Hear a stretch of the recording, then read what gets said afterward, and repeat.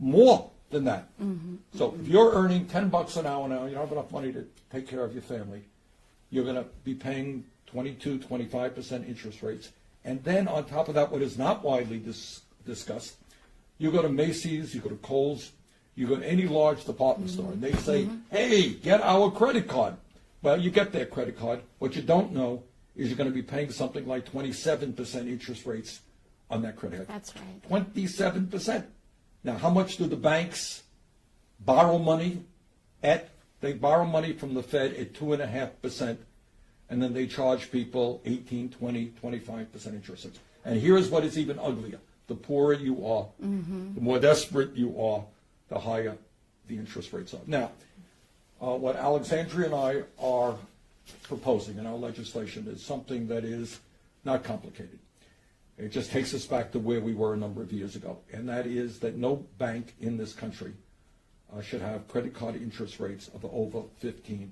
So we're bringing back the concept of usury laws, where where banks cannot try to get blood out of a stone. Previously, you had states like Alabama that charged maximum 8%, Vermont 12%. Many states had maximum amounts of interest rates that credit card companies can charge. But as a result of the Marquette decision back in 1980, I think, essentially that was nullified. And we're going to bring that back. Last point that I want to make, and then I'll give it over to Alexandria, is that an additional crisis, but part of this whole situation, is that many poor people don't have access to banking services. That's right. Because the big banks are not worried about somebody who, makes $10 an hour. They can't make enough money off of that. So we have got to move toward universal banking through the postal system. You got post offices in almost every community in America. They should be available to provide basic banking services so that people do not have to go into payday lenders, which is a whole other story. So you think of Wall Street is disgusting. Think about payday lenders charging people 100, 150% interest rate. So this is an important issue. We just put something up on our social media the other day. We've got 1,500 people who called in to talk about what these high interest rates are doing to their lives. Millions of people are experiencing this. So this is an issue we need your help on. We need it in the House. We need it in the Senate. Let's get involved. Let's pass this. Alexandra? Absolutely, and I think that this is, when we talk about coming together to solve our problems as a country, this is one of the best ways that we can come together. These predatory loans and high interest rates impact rural communities. They impact urban communities like those that I represent. And it's funny because you would think that in a densely populated community like the Bronx or like Jackson Heights that you'd be able to have a bank on every corner. But what we actually see is that in poor and lower income urban communities, there are way fewer banks per capita. There was a study that showed in Compton there was one bank for every 25,000 people back in 2006, and that was from Brookings. And so it shows that it's not just access to capital, but just the ability to go somewhere and cash a check. It can be very difficult, whether you're in a very rural part of the country or even in certain urban neighborhoods. And, we talk about payday lending, and in New York, we were really lucky in that we worked very hard to outlaw payday lending in the state. But what happens when everyday banks start to charge higher and higher interest rates? Essentially, your credit card becomes a payday loan. And this is not anything radical because we had these laws for a very long time in red states. We had them in blue states. We had them in half of the United States, had usury laws until 1978 when they were repealed. And ever since then, it's given a blank check for credit card companies and for big banks to charge extortion level interest rates to the poor. And the reason this is a moral issue is because we should not be using people's misfortune and using people's income status as a basis for extortion and as a basis for predatory lending. 15%, by the way, is a lot.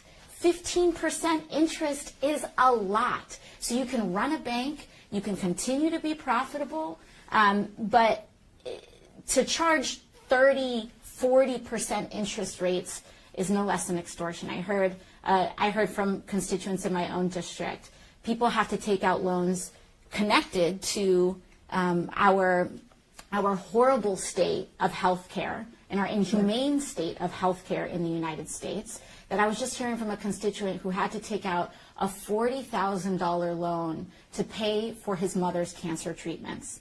And the bank gave him over a 20% interest rate so that he could pay for his mother's cancer treatment. So what happens? He was paying, this was back in 2006, he was paying them completely on time, $800 a month he was paying on this $40,000 loan to keep his mother alive. And when the financial crisis hit, he lost his job, he was struggling to make payments, and without telling him, they sold his loan off to a different debt servicer. They sued him in court, he got no notice for it, and then it wasn't until his wages were getting garnished that he found out that there was a settlement for him to pay $53,000 on a $40,000 loan, of which he had already paid $28,000. To keep his mother alive. To keep his mother alive. And that is legal, and it is common in the United States of America, but it is not normal, and it is not humane.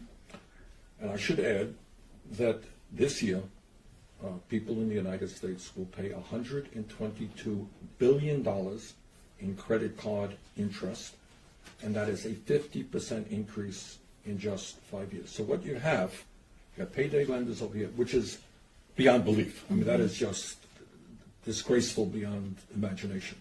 But you got all these guys in their three-piece suits who are now the new loan shark hoodlums that we used to see in the movies. You know, we see in the movies the guys, "I'll break your kneecap if you don't pay back." Well, I don't know that they break kneecaps. But now they'll take your home. No, that's right. Maybe do something even worse, or maybe pull the plug on your mom who needs medical treatment. So let's be clear about what we're talking about. We're talking about economic brutality. We're talking about some of the most powerful people in the world, people who make millions and millions of dollars a year in banks that make billions of dollars a year in profit, and they see a real profit center in going after desperate people who, because wages have been stagnant for 40 years, cannot afford the basic necessities of life. So today we're telling Wall Street and the payday lenders that enough is enough. Your grotesque and disgusting behavior is not acceptable in America, and we're going to change it. And this is an issue that impacts zillions of people all over this country. And I think a lot of people don't even know it. They go into a store and they buy a refrigerator. They don't know that they're paying 26% interest And rates. you know, it just goes to show that all of these issues are connected, and it all comes back to our pocketbook.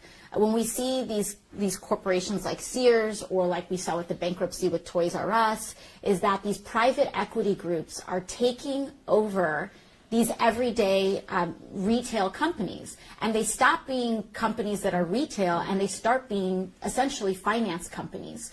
So it's not a department store that sells you a credit card. It's a credit card company that lures you into a department store. And that's what's going on right now. That's a funny way to look at it, but that's true. In other words, a very significant percentage of the profits of many of these department stores are not involved in selling you the product. They're getting significant interest rates when you charge to buy that product. And that is just quite amazing. All right, what else you got? Well, so I think it's also important to connect the justice piece to this as well, because when we look at how all of these things stack up and add up, they concentrate in rural poor communities and urban communities and communities of color as well. When you look at mortgages, communities of color tend to pay much higher interest rates on their mortgages, and we see that, as James Baldwin said, it's expensive to be poor. Stay on that point for a minute. Does everybody know what she meant by that? And that's a profound point. If you're wealthy, you have good credit, right? You're earning a good income, you go to the bank, you can borrow money at a low rate. Go to a good grocery store in your community, buy food that is healthy and good, not too much. You want to buy a car, you buy it with low interest rates. If you're poor, what happens? If you're poor, your interest rates are much higher. You live in a food desert, so your average head of lettuce or your average, bit of spinach is much more expensive than it is in other communities. And all in all, over and over again, you just think about, I remember when I was waitressing and I had a checking account. Now, with a lot of these corporate checking accounts, before I had pulled my money out and joined a nonprofit bank, what happens is that you need to keep a minimum of, say, $1,500 in your bank account for all 30 days of the month so that you don't get charged $25 for them to have the privilege of holding your money. And so you're paying $25 a month just to keep your money in a bank account. And the average American so many Americans have less than $1,000 in savings. So we're talking about the majority of people that have incurred a $25 a month charge to just keep your money in a checking account.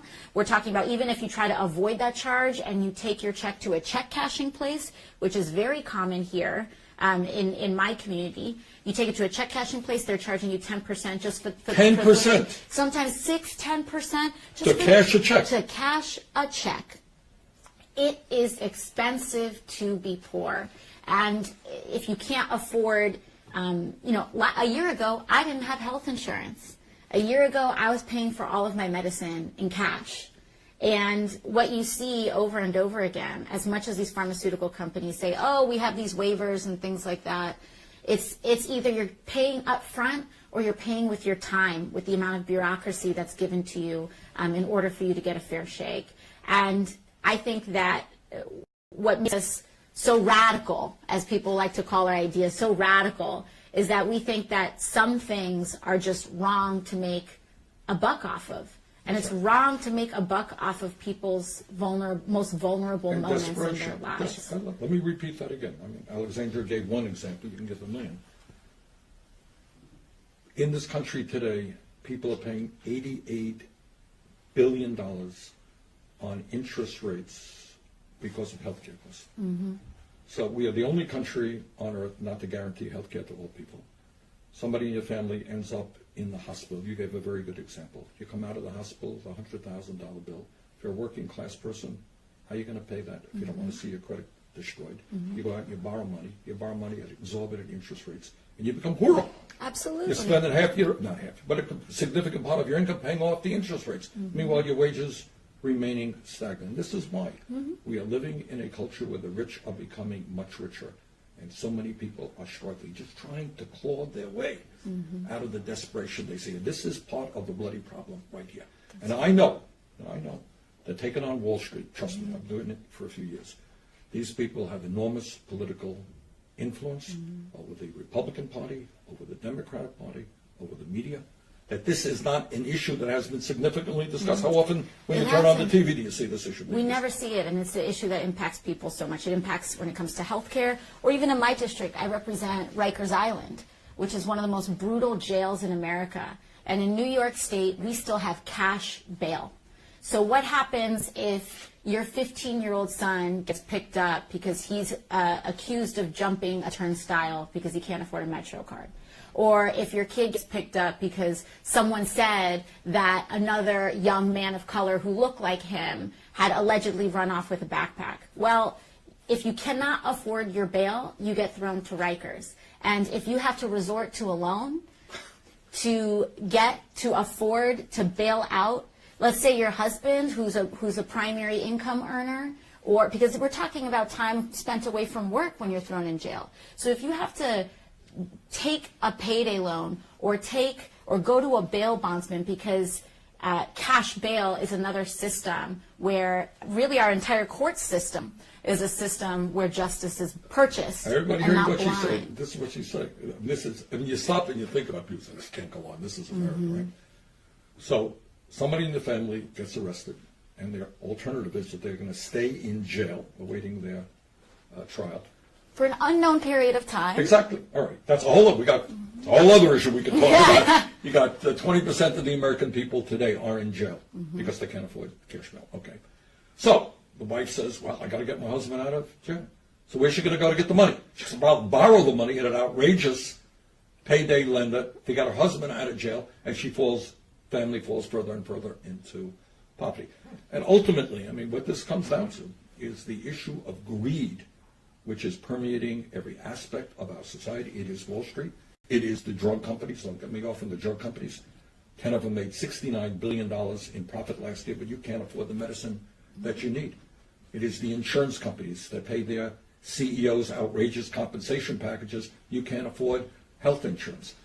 You know, it is the fossil fuel industry making billions of dollars as they destroy the planet.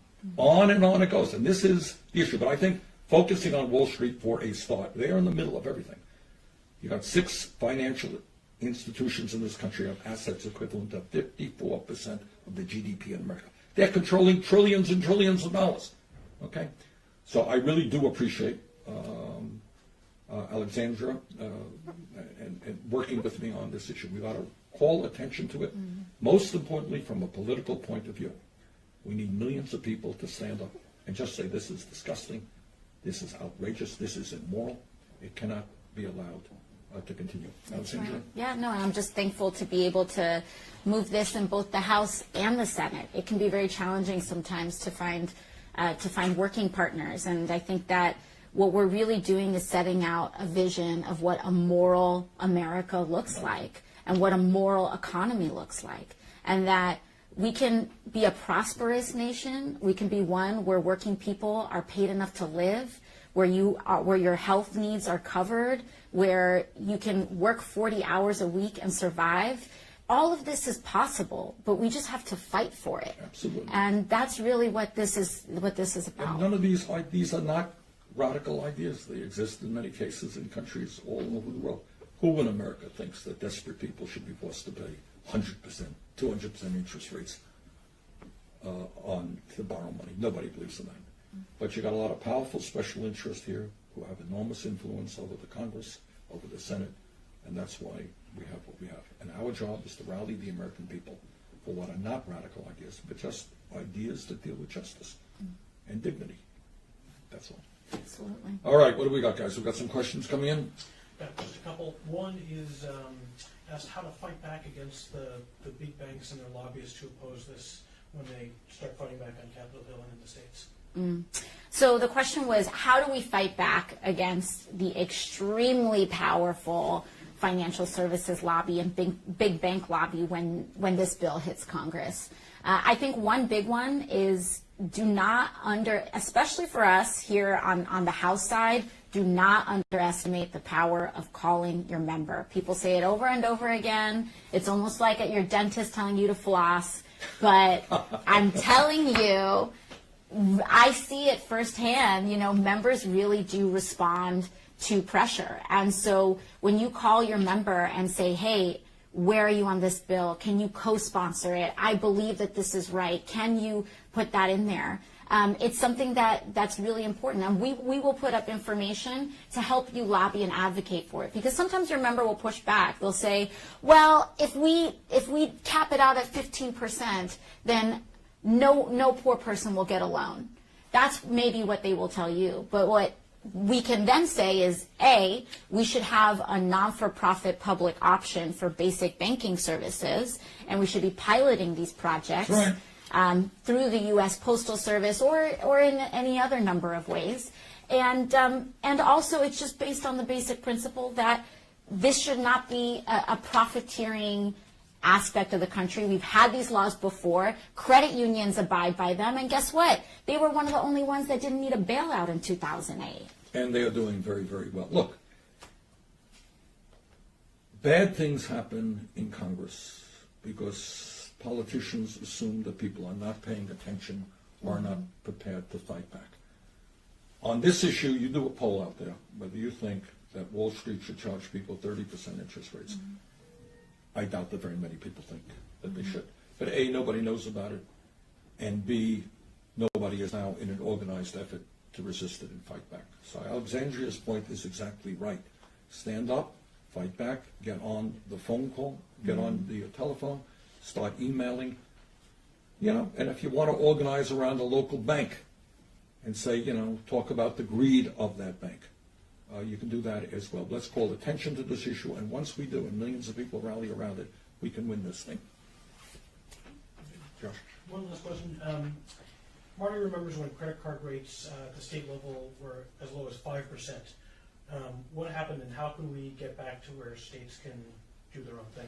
All right, the question is, there was once a time where if you lived in Vermont or you lived in Alabama, you lived any place, there was a limit to what the credit card companies could charge in interest. There were usury laws. And that was done away with essentially in 1980 by a Supreme Court decision that said that banks could hold charters in South Dakota or in Delaware where there were no interest rates. So they all did that. And then essentially all of the limits on interest rates were nullified. And we got to where we are right now. So essentially what we are doing is going around that decision. And here's a point to be made. It's not just that we think 15% is a low interest rate. This will give states the opportunity to go even lower than that. Okay. Absolutely. Well, I'm just glad that we've had the opportunity to push the needle forward, and I think that that this is really what we need, and we need to continue the charge on advancing the ideas that are going to define not just the Democratic or Republican agenda, but really define the country. And what I love about big and ambitious ideas, whether it's this or whether it's the Green New Deal, is that it forces the Republicans to change their agenda too. Because this is us going on offense. Right. And for example, right now, it is no longer a politically tenable position to deny climate change. We got Mitch McConnell on the record for the first time saying climate change is real and man-made. And now we're going to get Republicans on the record saying extortionary interest rates are wrong and that we got to do something about it. That's what we're going to get Republicans on the record to do. That's right. I mean, these ideas are ideas that the overwhelming majority of the American people believe in. So it's not that they're radical. What is radical is that you have a Congress that is so far out of touch of where the American people are. The idea that health care is a right, not a radical idea. Most people don't think so. The idea that you don't charge outrageous interest rates, not a radical idea. The idea that we have to move boldly to address climate change, not a radical idea. All right? But these guys will continue to get away with murder unless people stand up and fight back. So that's the message today. We can win this thing. Okay? Let's go forward together on it. All right? See ya. Thank you. Bye.